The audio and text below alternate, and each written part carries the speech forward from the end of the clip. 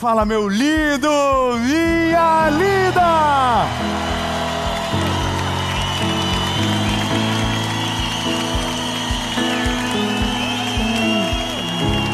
Ninguém tá cansado, todo mundo animado. Ei, pode vir, manda a mensagem. Ninguém tá cansado, todo mundo animado. O que Deus está falando. Pode parar de cantar, começa a pregar, não inventa moda. Me chama pra batalha de rima que eu vou. Ei, irmão, Provérbios 21:5. Amém. Estamos gravando. É que quase 11 horas. O povo aqui de Curitiba é sinistro. Tem que respeitar Curitiba. Oh, meu Deus. É lindo. A próxima cidade vai ser Joinville. Orem por Joinville para que haja o mesmo ânimo que repousa sobre Curitiba. É lindo. Vamos começar aqui. Recado importante. Primeiro, curte o vídeo. Curte o vídeo, comenta, compartilha, ativa o sininho.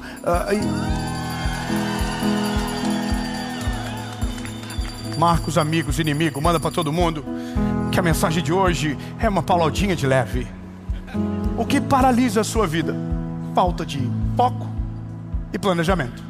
Isso está na Bíblia?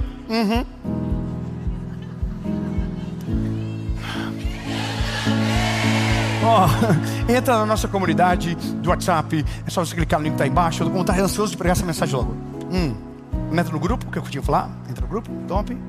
Toda segunda-feira tem mensagem. Quinta, mentoria de vida. E no SBT, de segunda a sexta, 7h30 da manhã. E bora pra mensagem logo.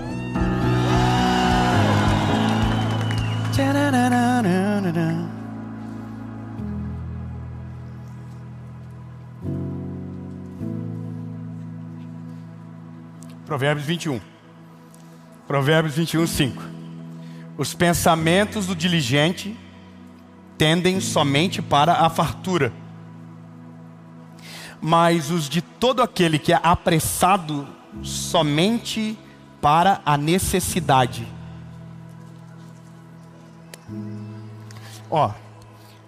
O apressado já diria, come cru.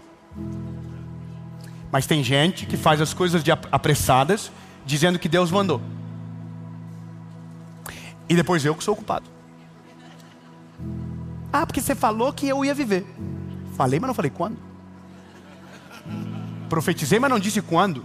Declarei, mas não sei qual é a palavra de Deus para você.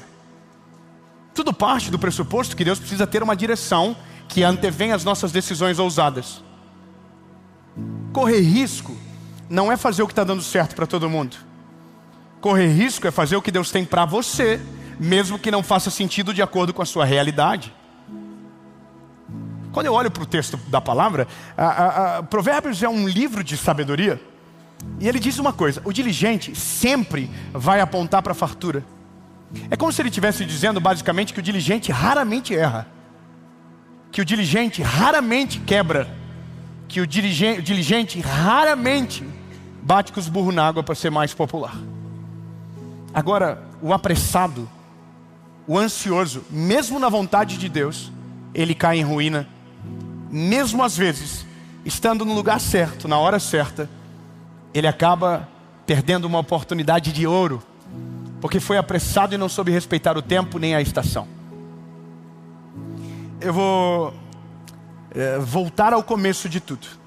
Lá no começo, ou o cerne de tudo é o que paralisa a nossa vida, o que traz ruína para a nossa história.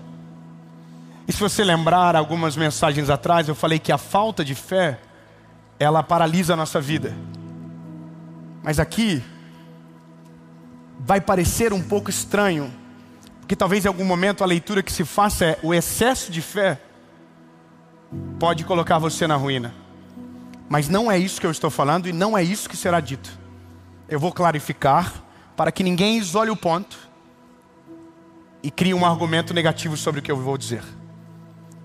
A fé, ela é ousada, ela é extravagante, ela é absurda.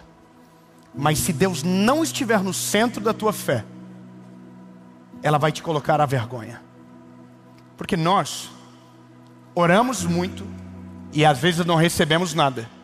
E a Bíblia diz o motivo: porque vocês pedem errado, pelos motivos errados, pela razão errada.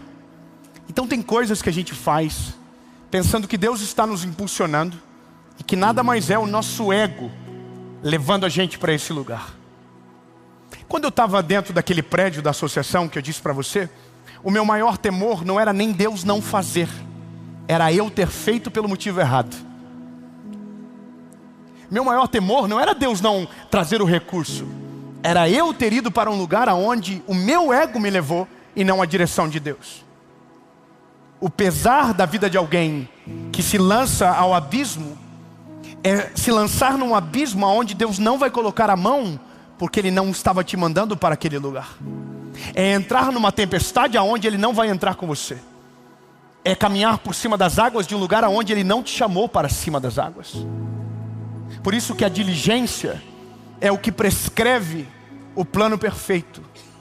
Quem é diligente tem a palavra, mas gera o combustível na oração e no jejum. Antes de se mover, ele faz prova com Deus. Ele se envolve mais profundo. Ele aumenta o nível de intimidade. Ele busca resposta, prova e contraprova. E a Bíblia diz que isso é bíblico. Façam prova de mim. Mas não é façam prova de mim para ter o que vocês querem. É para conhecer a minha vontade e se de fato a voz que ouve é a voz de Deus te chamando. Então agora entenda. Nós temos milhares de vozes. E vozes positivas são maravilhosas. Mas nem sempre o caminho que é bom para todos é bom para nós. A diligência prescreve temor em tomar decisões. E eu vou te dizer como isso funciona na prática. Quando Deus aparece, quando Deus fala, quando Deus usa um profeta, quando Deus usa sonhos. Essa mensagem não é que ela não venha completa, mas ela normalmente te aponta o destino, mas nunca te prepara para o processo. Ela diz aonde chega, mas não diz como vai. E o como vai é a prescrição do diligente. É aquele que olha de longe o inimigo e procura as armas certas para não entrar no campo de batalha e ser envergonhado. Mesmo que você tenha certeza que Deus está com você. Não faz sentido te faltar pedras na aljava, nem flechas com você. Me interessa muito a história de Davi, por exemplo. Davi olha o gigante Golias e ele a acertou com uma pedra, mas com ele haviam 5 pedras. O diligente sempre está preparado para os reveses da vida. Ele sempre está preparado para viver um novo nível. Mas se a escada não avançar o degrau, ele já está preparado para que, se aquilo aconteça, não acabe com ele. Eu vou de verdade explicar melhor isso aqui, eu vou tentar. Todas as coisas que Deus promete, cumpre, e Ele é fiel para isso, exigem desafios da nossa parte. Primeiro, escolhas radicais. Abrir mão de algumas coisas é isso às vezes, o pressuposto. Deus, quando dá uma missão, Ele é poderoso para fazer tudo. Mas Ele sempre vai exigir de você que você tome algumas decisões que te apontarão para esse lugar. E a diligência que você desenvolve vai fazer com que você tome decisões certas na direção que você precisa apontar. Mas às vezes, a diligência vai ser contra-lógica e contra-intuitivo. No seguinte que você vai ter que tomar decisões que todo mundo vai dizer que está errado. Mas porque você foi diligente, fez prova com Deus, orou primeiro, jejuou primeiro, e houve paz no teu coração, e o árbitro do teu coração é a paz, você vai fazer. E aí você faz, e porque foi diligente, acontece. Mesmo que o que você está fazendo é ilógico para todo mundo. Por que eu estou reforçando isso? Porque o diligente não é aquilo que faz o lógico, é aquilo que faz o ilógico se estiver na vontade de Deus, mesmo que para todo mundo pareça impossível.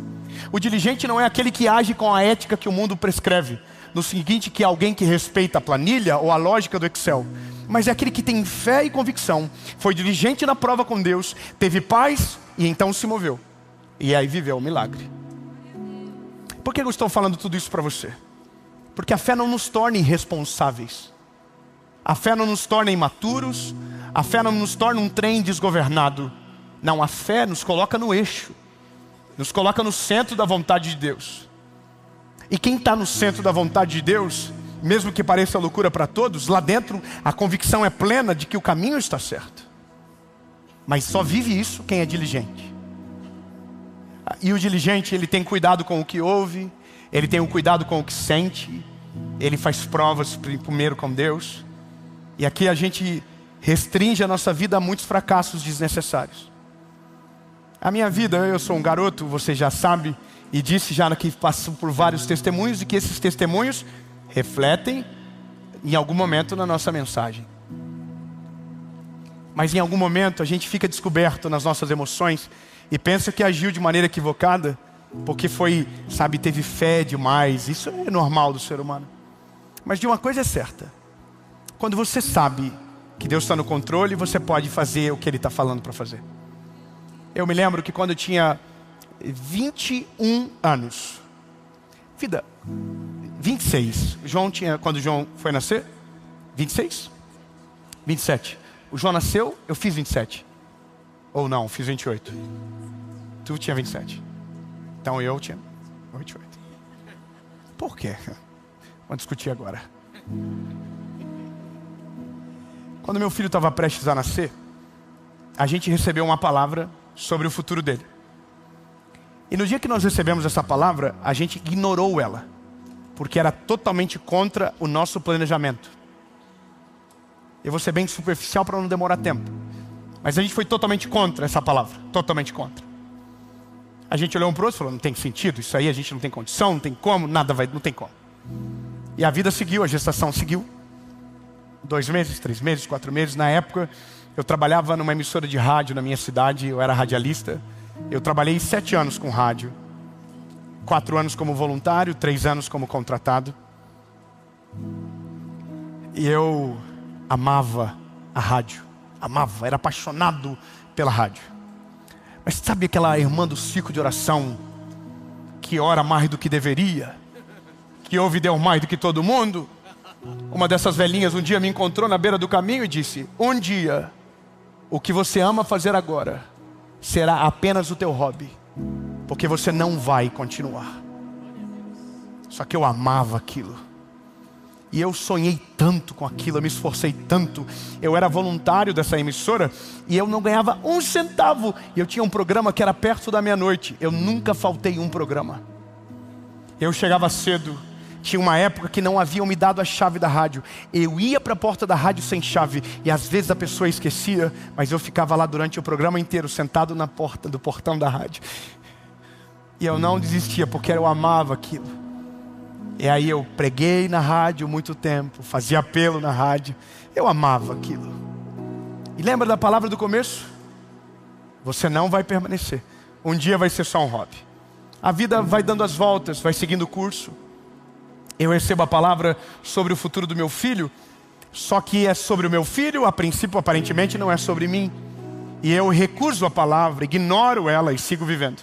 Até um dia, que a gente está dentro do carro e eu ouço uma voz. E aqui tem gente que fica bravo porque não ouve, e o problema é seu. Cada um Deus fala de um jeito, se revela de uma maneira singular. Não significa que é assim comigo, vai ser com você, mas comigo foi assim e eu não tenho o que fazer. Eu ouvi uma voz e a voz disse: não desobedeça. Sabe, claro, o teu filho tem que nascer lá. Eu recebi a palavra, estava tudo certo. Eu olho para minha esposa e digo: amor, Deus falou comigo, vai ter que ser desse jeito que a gente ouviu. Diligência. Vamos fazer prova com Deus. Eu ouvi, poxa, suficiente. Não, provas com Deus. Fizemos 3 provas com Deus. Deus respondeu todas as provas. Só que quando Deus respondeu, eu tive que tomar uma decisão. Qual era a decisão? Pedir demissão da rádio que eu sonhei durante anos da minha vida. E essa é a loucura da vida. Deus abre a porta, coloca na tua frente, mas você nem diligente é, e às vezes não tem coragem para passar pela porta. Neemias recebeu uma missão, reconstruir os muros de Jerusalém. Quando a notícia chegou para ele, ele não saiu correndo em direção ao muro. A Bíblia diz que ele orou e jejuou durante 4 meses. Quem passa tempo projetando, gasta menos tempo edificando. Porque quem projeta com sabedoria, executa com velocidade. Porque quem faz prova, quem é diligente, caminha numa perspectiva que ninguém entende. O que demorava anos para uns, parece que demora meses para outros. Mas o que ninguém sabe é o que ele fez antes de ir passar pela porta. Neemias orou e jejuou 4 meses e o muro ficou pronto em 52 dias. Qual é a lógica de gastar mais tempo projetando do que executando? Simples. Quem é diligente coloca o prego no lugar certo, a madeira no lugar certo e o telhado não cai. Porque antes de fazer, projetou. Antes de viver, sabe, orou e jejuou por aquilo. Por isso que a palavra está dizendo, quem é diligente aponta sempre para o sucesso. De outras maneiras, é isso que ele está dizendo. Não passa aperto. 52 dias, ficou pronto. Mas 4 meses da história que ninguém viu. Neemias dobrando o joelho, provavelmente dizendo: Deus não me desampara. Deus manda as pessoas certas. Deus manda as pessoas certas. Deus, fortaleça a minha alma, fortaleça o meu espírito. Porque quando eu estiver executando, Sambalat e Tobias vão aparecer e vão dizer que não vai ficar pronto. Mas Deus, eu preciso de força para que quando Sambalat e Tobias se levantar, eu não pare de edificar o muro que você colocou para mim fazer. Diligência. Eu não quero ser mais pessoal nessa mensagem, mas só quero dizer para você que eu fui demitido da rádio. Pedi para eles ter a misericórdia de me demitir, para que eu tivesse fundo de garantia e seguro-desemprego. O dia que eu abri mão, na minha família o boato era: que tristeza. Perdeu a maior oportunidade da vida dele. Mas não era a primeira vez que eu estava tomando uma decisão dessa. Não era a primeira vez. Eu tinha 6 meses de seguro-desemprego. Tinha um filho para nascer.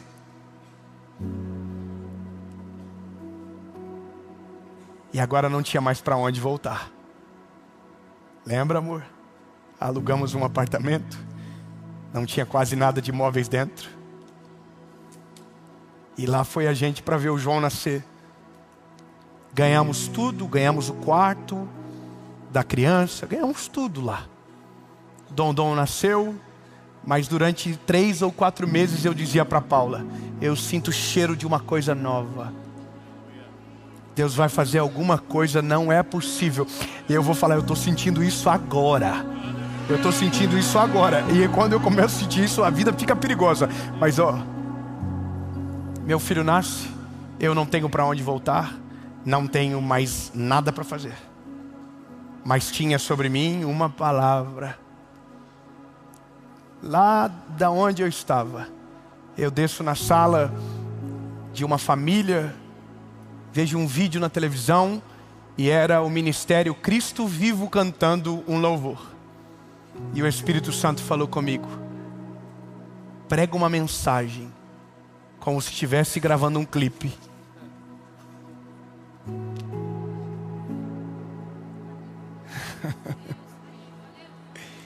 Faz de um jeito que ninguém fez para alcançar quem nunca alcançou. Eu entro dentro de um carro e fico 3 horas no trânsito e Deus me dá 10 mensagens. Eu escrevo todas elas no meu caderno.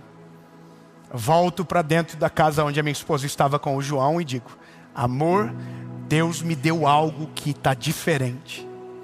Pego o telefone e ligo para o Nicolas, que está aqui gravando, e digo: Nick, estou voltando e preciso gravar um projeto. E o Nick falou: vamos gravar. Quanto, Nick? Lembra do valor, R$1.800. Parabéns, Nick. Tinha som e vídeo. Hoje não dá para pagar nem a viagem deles mais. E eu digo: Nick, vamos gravar.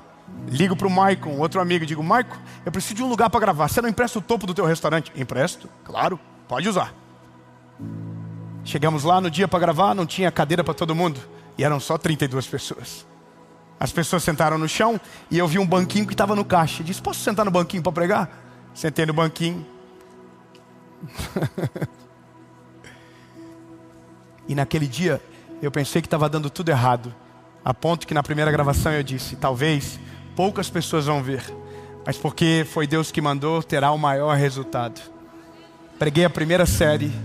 A série se chama Direção. Olha que profético. Deus estava mudando toda a direção da nossa vida. Eu gravei a primeira mensagem, postei, acordei e a vida estava normal. Postamos a segunda mensagem, uma segunda-feira depois. Dormimos, quando a gente acordou, nosso telefone estava travado de mensagem. Uma mensagem de Judas havia furado a bolha e estava alcançando milhares de pessoas. E a parte que você sabe é a parte que você vê agora. Essa é a questão de quem não conhece a história inteira.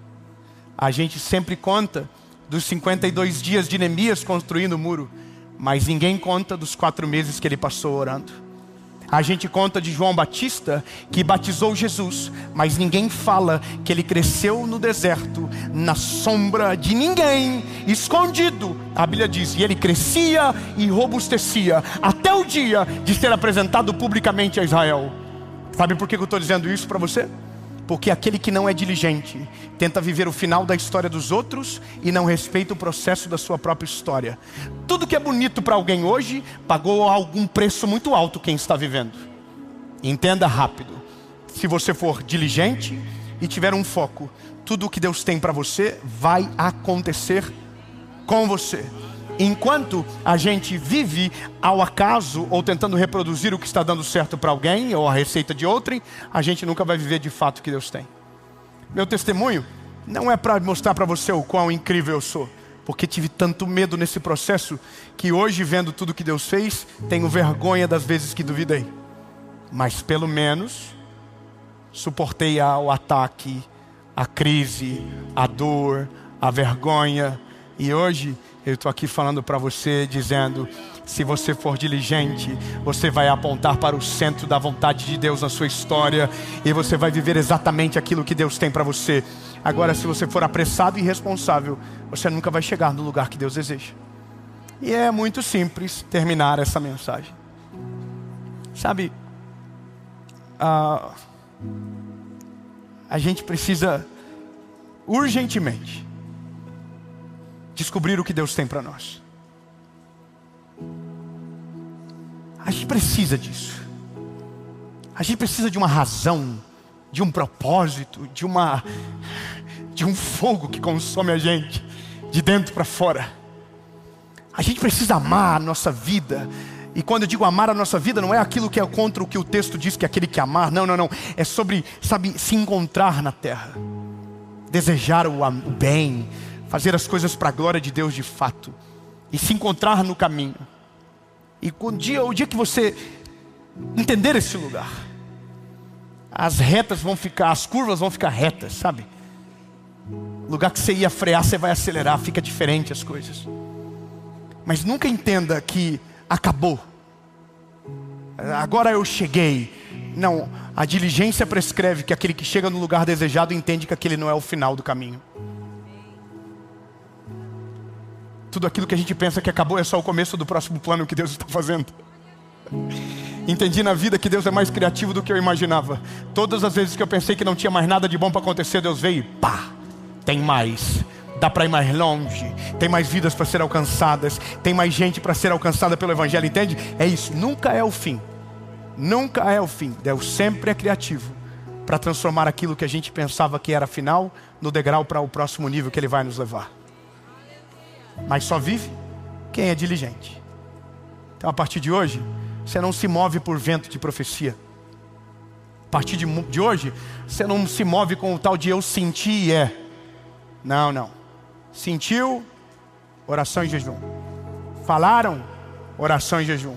Profetizaram, oração e jejum.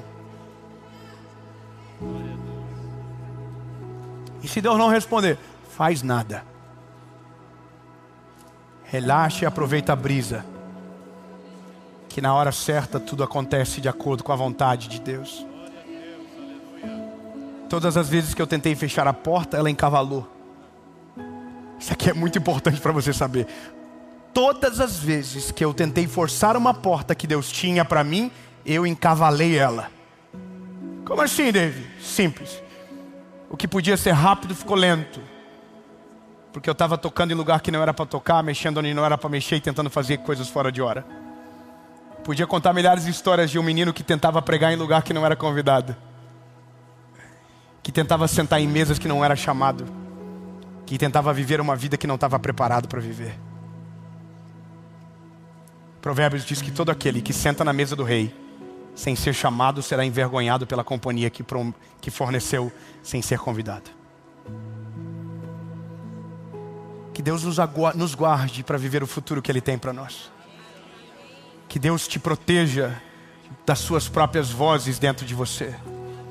Que Deus te livre de tomar decisões equivocadas pensando que Deus está te chamando. Porque quando Ele te chamar, você tem que ter certeza que é a voz dele que está te chamando. E se você tiver certeza, pule de cabeça. Coloque o pé que ele vai colocar o chão. Se lance sem que haja nenhum pensamento sobre o amanhã, que o Senhor vai honrar o seu caminho, a sua trajetória, e Ele fará. Mas lembre-se, prudência, diligência, guarda você de um futuro fracassado. Porque talvez, se der errado, você vai colocar a culpa em Deus. E essa grande maioria das vezes é o que a gente faz. Mas era só você com pressa, abrindo um forno de algo que ainda não estava pronto. Amém?